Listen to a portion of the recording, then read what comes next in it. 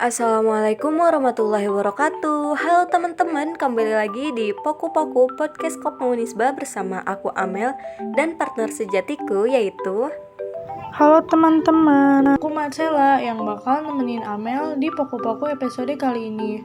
Nah, buat kalian yang mau dengerin Poku kita, bisa langsung didengarkan di channel YouTube Kopmunisba dan Spotify Kopmunisba secara gratis. Nah, untuk episode kali ini berbeda dengan sebelumnya loh teman-teman.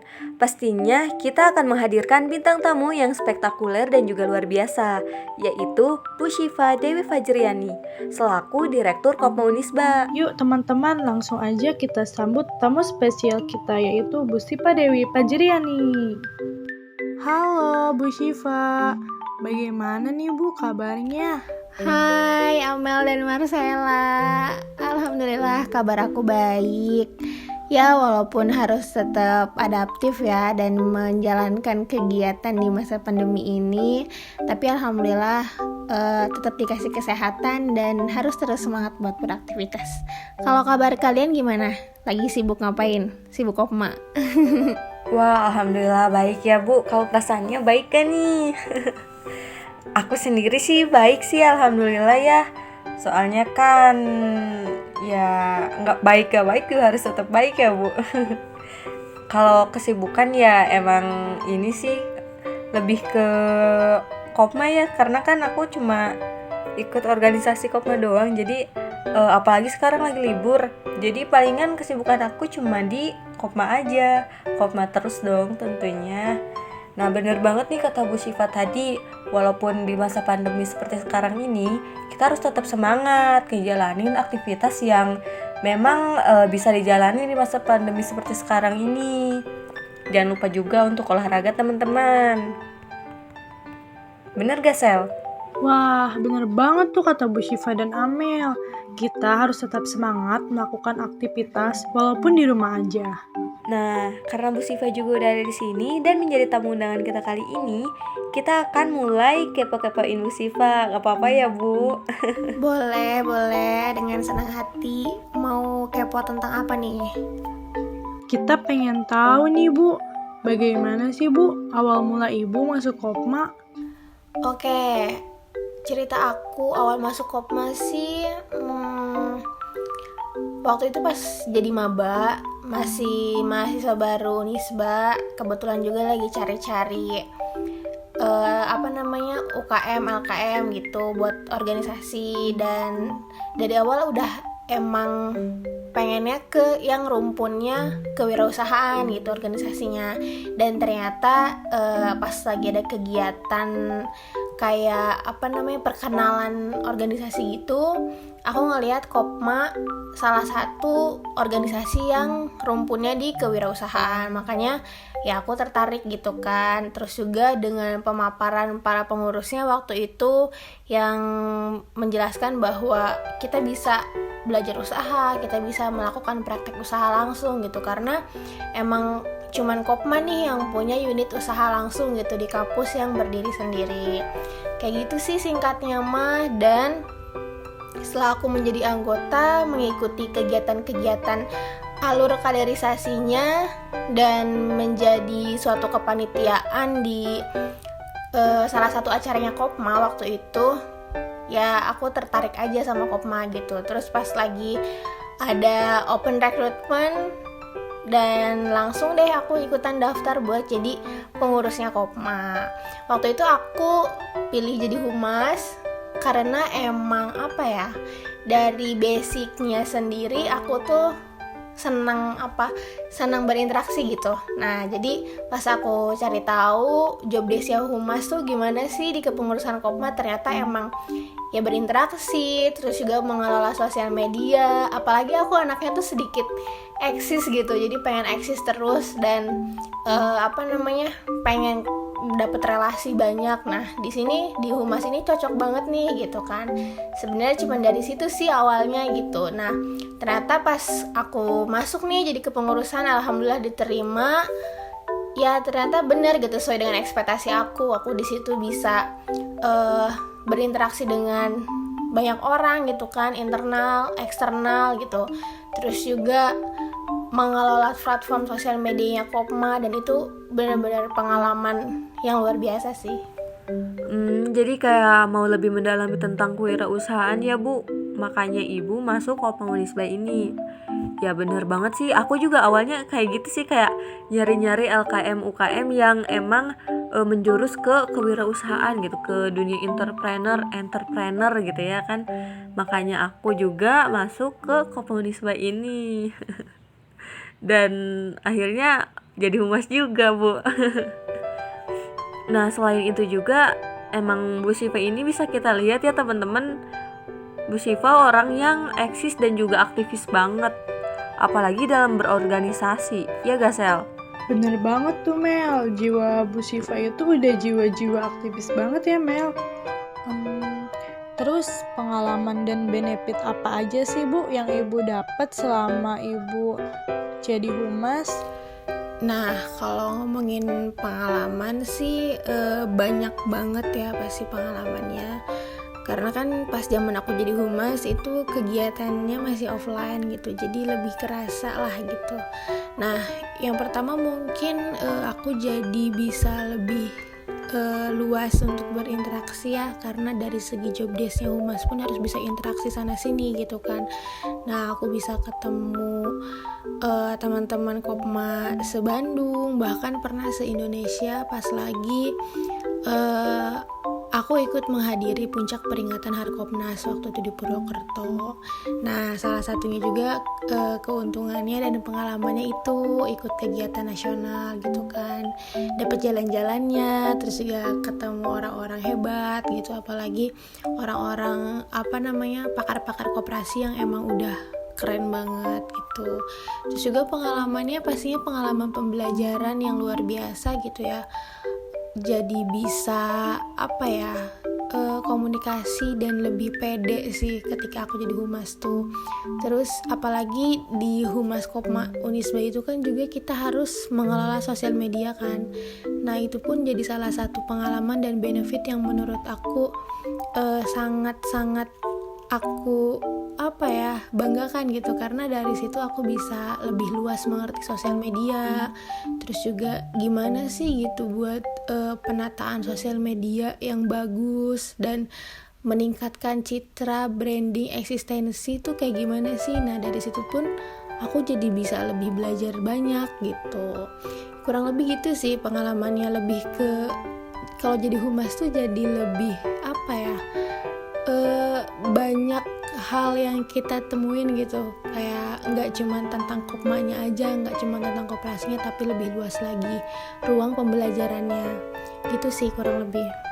Wah luar biasa sekali ya Bu pengalaman dan juga benefit yang Ibu dapetin selama masuk Kopma Unisba ini, mulai dari belajar mengolah sosial media, berinteraksi dengan orang banyak ataupun orang yang gak dikenal gitu, dan juga pas lagi ada event-event apapun Bu Syifa bisa ketemu langsung gitu dengan orang-orang hebat yang mana kita bisa bertanya langsung ataupun mendengarkan langsung materi-materi yang para orang-orang hebat itu sampaikan gitu. Dan juga pastinya kegiatannya seru banget ya Bu kalau offline, gak kayak sekarang gitu online. Palingan kegiatannya cuma lewat Zoom meeting atau Google Meet gitu, yang mana itu juga kadang-kadang kan kita kayak jenuh gitu kan, apalagi kalau pematerinya itu yang kayak terlalu lemah lembut gitu, sampai-sampai kita tuh kayak ngantuk gitu dengerinnya, bukannya paham gitu sih kalau aku ya. Wah, sepertinya seru ya teman-teman pengalamannya Bu Syifa itu. Kalau soal berinteraksi nih ya Bu, kita mau tahu nih Bu, gimana sih Bu cara Ibu berinteraksi dengan orang banyak di luar sana? Kita kan di sini jadi humas online ya Bu, jadi kita tuh pengen tahu gimana cara Ibu berinteraksi sama orang banyak di luar sana gitu Bu. Kalau cara aku buat berinteraksi sih sama orang-orang ya sebenarnya ngalir aja sih, cuman aku selalu mempersiapkan diri gitu, ke diri aku tuh bilang kalau ketika kita mau berinteraksi sama orang tuh ya pertama kita harus percaya diri dulu gitu ya, jangan sampai malu-malu terus juga kaku, dibawa enjoy aja gitu kalau misalkan mau ketemu orang-orang, apalagi orang-orang hebat gitu ya, orang-orang yang udah lebih wawasan dan lebih luas gitu dari kita. Lebih ke coba bilang gitu ke diri kamu buat ayo percaya diri aja gitu, jadi jangan sampai malu kalau misalkan mau berinteraksi sama orang-orang. Terus yang kedua itu ya jangan sampai kamu tuh gak berani untuk memulai obrolan gitu. Jadi jangan sampai kamu tuh ketika ketemu sama orang tuh malah pengennya ditanya terus gitu, gak mau memulai obrolan. Nah itu tuh menurut aku juga sangat penting gitu ya, karena gak mungkin kan gitu, masa kalau kita gak ditanya kita diem aja. Nah lebih baik gitu kalau misalkan dalam suatu acara ataupun event yang emang banyak orang, terus juga ketika ada orang ngobrol-ngobrol gitu tuh ya kita harus berani juga buat mulai obrolan dari kita sendiri gitu, memulai obrolan. Terus juga kita tuh harus tahu gitu apa yang lagi diobrolin, kayak misalnya lagi ke acara event koperasi ya pasti obrolannya tuh gak akan jauh-jauh dari itu. Nah makanya sebisa mungkin wawasan kita tentang koperasi tuh lebih banyak lagi gitu, biar nanti obrolannya pun nyambung. Sebenarnya lebih ke situ aja sih, dan percaya diri sih, harus lebih percaya diri. Terus juga jangan sampai kamu tuh di situ jadi orang yang kelihatan bodoh gitu, yang diem aja. Nah jadi harus bisa mengontrol diri sendiri juga ketika ada di sebuah event atau di sebuah acara. Itu ya harus pandai-pandai gitu kita memposisikan diri kita biar pede, biar terlihat juga kita ya enjoy gitu dengan mengikuti kegiatannya. Terus harus bisa mulai obrolan gitu deh kurang lebih. Bener banget sih apa yang disampaikan Bu Syifa tadi tentang bagaimana caranya berinteraksi dengan orang-orang baru, dengan orang-orang hebat.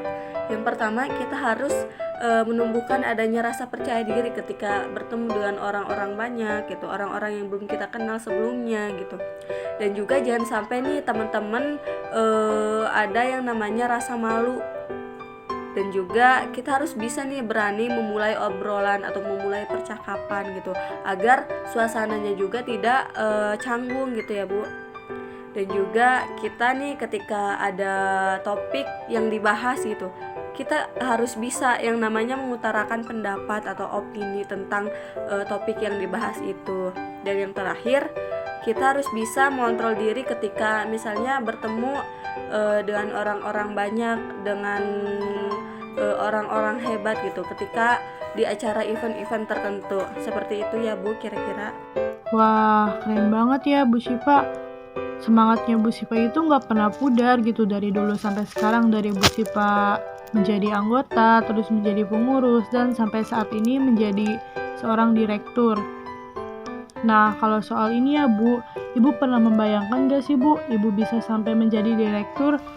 Ya ampun, bener banget sih, ternyata aku udah sejauh ini gitu ya di Kopma, dari cuman sebagai anggota, terus juga iseng-iseng nyoba nyalonin pengurus, terus jadi Stafhumas, dan tahun selanjutnya sempat jadi manajer bank juga. Bener banget, waktu itu dipilih langsung sama direktur pas kepengurusannya Ilham. Sekarang di direktur. Sebenarnya kalau ngebayangin sih, sejujurnya sih pernah, karena pada saat periode sebelumnya juga aku salah satu kandidat untuk jadi direktur. Di situ udah mulai ngebayangin gitu, gimana ya kalau gue jadi direktur gitu. Itu hal-hal yang kayak gitu sih ada gitu. Cuman untuk jadinya gitu itu benar-benar nggak pernah terpikirkan sih dari dulu. Ya aku cuman ngalir aja gitu ngejalanin kepengurusan di Kopma, nggak ada hal yang aku capai untuk oke, selanjutnya gue harus jadi manajer, oke, selanjutnya gue harus jadi direktur gitu. Nggak seperti itu juga gitu. Lebih ke ngalir aja sih. Kalau misalkan emang dipercaya ya alhamdulillah, kalau enggak juga ya nggak apa-apa kayak gitu sebenarnya. Tapi di sisi lain pun aku sebenarnya dari zaman aku jadi Stafhumas udah harus sadar gitu bahwa ini kan organisasi butuh kaderisasi dan butuh generasi gitu ya. Ketika aku udah nyemplung nih ke organisasi ini, berarti aku harus udah sadar bahwa aku tuh salah satu kadernya gitu. Jadi kalau misalnya ditanya siap gak gitu kan jadi direktur, pasti siap gak siap lah ya, harus siap. Lebih ke situ sih. Dan perasaannya awalnya sih emang kaget, berat, terus juga rada ngerasa belum pantas gitu. Kayak gue tuh banyak kurangnya loh, kenapa sih harus ditetapkan jadi direktur gitu. Tapi mikir lagi ke tujuan awal banget aku masuk Kopma itu kan aku pengen belajar banyak di Kopma, khususnya di entrepreneur gitu kan, di wirausaha. Nah, aku mikirnya kalau misalkan aku dikasih kesempatan nih dengan ditetapkannya aku jadi direktur, berarti ruang belajar aku di Kopma Unisba jadi lebih luas kayak gitu. Nah, aku lebih ke situ aja sih sekarang, disyukurin aja, alhamdulillah dapat kepercayaan dari teman-teman semua, teman-teman anggota waktu RAT untuk aku naik jadi direktur gitu. Dan aku insya Allah akan memanfaatkan ruang ini untuk belajar terus gitu, belajar banyak tentang Kopma, tentang koperasi, tentang bisnis, tentang segala hal lah gitu ya, karena di Kopma pembelajarannya banyak gitu. Jadi ya harus berjalan terus kayak gitu, dan bertemu dengan kalian para pengurusnya. Wah, luar biasa sekali ya Bu Sipa ini. Kayaknya emang udah mantep banget ya Bu sama Kopma Unisba. Kalau diibaratkan sama cinta nih, emang udah sejatuh cinta itu ke Kopma Unisba. Makanya tiap kerjain atau ngelakuin apapun yang berkaitan dengan Kopma, Bu Siva selalu melakukannya dengan sepenuh hati banget, sesemangat itu gitu. Dan emang Bu Siva ini di setiap kegiatan Kopma salah satu orang yang paling energik, paling semangat. Maka dari itu mungkin keenergikan dan kesemangatan Bu Siva inilah yang menjadi poin yang luar biasa, hingga dipercayalah Bu Siva menjadi Direktur Kopma Unisba di periode sekarang ini. Dan untuk aku sendiri banyak banget pelajaran-pelajaran yang bisa aku dapetin dari perjalanan cerita yang telah Ibu sampaikan tadi di Kopma Unisba ini gitu, selama gabung di Kopma Unisba ini. Wah, keren banget ya. Mau nanya lagi nih Bu, apa sih Bu goals dan harapan yang akan Ibu capai untuk Kopma ke depannya? Aduh, Amel, bisa aja ya. Oke, tadi kalau pertanyaannya Marcella soal goals dan harapan aku sih sebenarnya udah ada ya, tercantum di di Instagram Kopma tuh, di feeds yang pas perkenalan itu udah ada tercantum di visi misi. Tapi untuk secara singkatnya mungkin pastinya aku pengen Kopma Unisba sekarang bisa menjadi Kopma yang menginspirasi sih sebenarnya. Aku pengen banget Kopma Unisba tuh menjadi cerminan Kopma-Kopma lain dan bisa menginspirasi Kopma-Kopma lain ataupun koperasi-koperasi lain. Sebenarnya itu sih pengennya gitu. Nah, untuk strateginya mungkin lebih ke aku pengen nih Kopma Unisba itu jadi lebih modern apapun itu ya, dari segi sistemnya, terus juga dari segi program kerjanya dan aktivitas-aktivitasnya gitu kan, lebih mengikuti zaman. Terus aku pengen juga di tahun ini Kopma Unisba bisa menjadi wadah teman-teman anggota untuk mengembangkan kreativitas dan soft skill-nya gitu. Makanya pengen banget nih ke teman-teman Renbang gitu ya, khususnya teman-teman PSDA bisa membuatkan tuh wadah untuk kreativitas teman-teman anggota dan juga wadah pengembangan soft skill-nya dari teman-teman anggota. Kita tampung aja apapun itu. Kalau misalkan ada yang bisa nyanyi, ada yang bisa acting, atau dia punya jiwa kreativitas yang tinggi, tampung aja gitu. Kita sediakan wadahnya gitu. Terus juga aku pengen banget meningkatkan kepercayaan publik gitu ya terhadap usahanya Kopma gitu. Karena di Kopma Unisba itu sebenarnya usahanya udah ada dan udah bagus gitu. Tinggal kepercayaan publiknya gitu untuk bisa terus-terusan nih gitu kan mempercayai produk-produk yang ada di Kopma Unisba gitu. Dan pengen juga meningkatkan meningkatkan branding dari segi usaha, terus juga eksistensi dari segi usahanya. Pastinya juga meningkatkan citra positifnya untuk Kopma gitu kan, dan eksistensinya untuk Kopma. Pengennya sih berupa bentuknya prestasi ya, tahun ini pengen banget dibanyakin prestasi gitu. Makanya buat teman-teman anggota terus juga teman-teman pengurus di sini, ayolah kita tumbuhin gitu jiwa kompetitifnya untuk terusan ikut lomba dan mendapatkan prestasi untuk Kopma Unisba. Mungkin lebih ke situ sih gitu untuk goals dan harapan aku, karena aku pengen banget di kepengurusan ini aku bisa ada hal yang bisa aku menjadi jejak gitu, menjadi hal yang bisa nanti tuh dikenang gitu ketika aku udah selesai nih jadi direktur gitu kan. Ada yang aku tinggalkan gitu ya, seenggaknya prestasi, terus juga hal-hal yang berinovasi dan baru gitu, yang terbaru kayak gitu mungkin ya. Untuk selebihnya kan nanti banyak kan kita kembangkan dengan goals dari teman-teman pengurus gitu kan. Dari segi humas misalnya yang emang pemegang sosial media, ya berarti harus bisa ikutin tren nih dan up to date nih dalam pengelolaan sosial medianya. Gitu kali ya. Ada pertanyaan terakhir nih Bu. Janji deh Bu, satu lagi. Kita kepo banget nih Bu. Sekarang kan keadaan sedang pandemi ya Bu. Apa-apa dilakukan online. Nah, gimana sih Bu? Selama Ibu jadi direktur ada kendala atau enggak sih Bu? Atau ada kesusahan gitu Bu? Secara kan Ibu kan harus selalu memantau dan juga melihat perkembangan Kopma melalui pengurus. Apa sih Bu yang Ibu lakukan untuk mengatasi hal tersebut? Oke, menarik nih pertanyaannya. Di masa pandemi ini aku pribadi mungkin ya sebagai pemimpin, gimana sih gitu kan, direktur lah ya disebutnya di Kopma Unisba.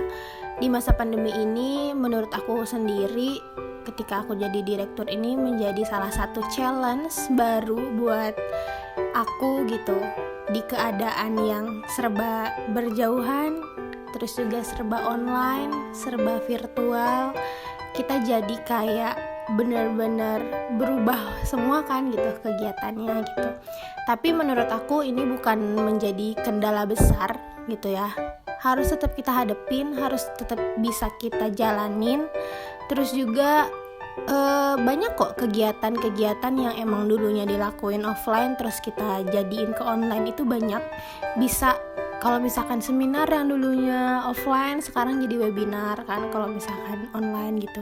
Terus juga kegiatan berjualan juga jadi menurut aku bisa lebih luas juga nih target pasarnya gitu kan melalui online ini. Seperti yang aku bilang di awal, aku pengen Kopma Unisba lebih modern, lebih mengikuti zaman, lebih mengikuti teknologi dan digitalisasi.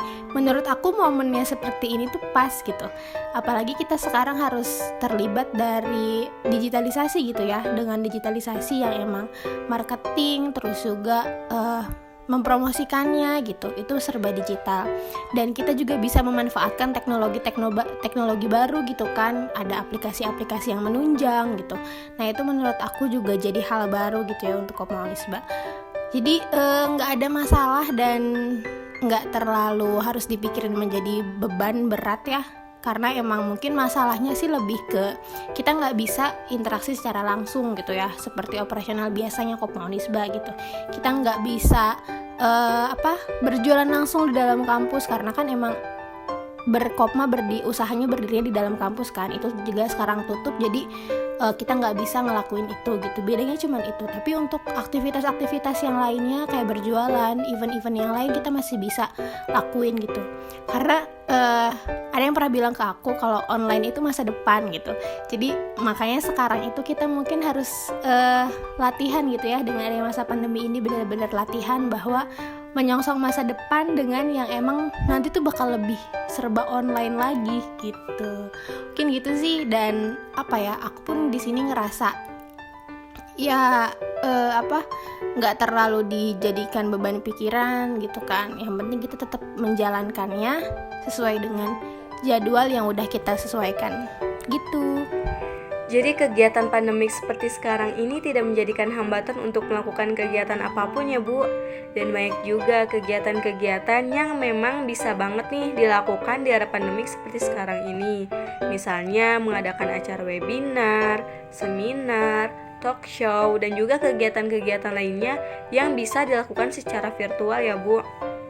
Adapun untuk perjualan sendiri bisa lebih luas dalam target penjualannya. Karena memang sekarang ini zamannya modern dan orang-orang juga lagi marak-maraknya banget untuk berjualan online. Nah, kenapa tidak? Kopa Unisba pun memanfaatkan teknologi-teknologi baru yang menunjang. Dan menurut aku juga, dengan adanya tempat untuk berjualan online inilah, kita lebih bisa meminimalisir ataupun kondisional dalam berjualan ya Bu. Jadi bisa lebih menghemat tempat berjualan misalnya. Dan masih banyak lagi sih menurut aku keuntungan-keuntungan ketika kita berjualan online.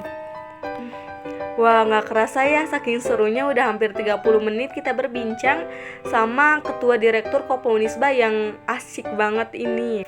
Dan juga sangat menginspiratif banyak orang. Sebelumnya terima kasih kepada Bu Syifa yang sudah menyempatkan hadir dan berbincang dengan kita. Sekian dari Poku-Poku Podcast Kopa Unisba kali ini. Aku Amelia Wulandari dan temanku Marcella Putri Nabila. See you the next video guys. Berapa kopma? Berapa Kopma?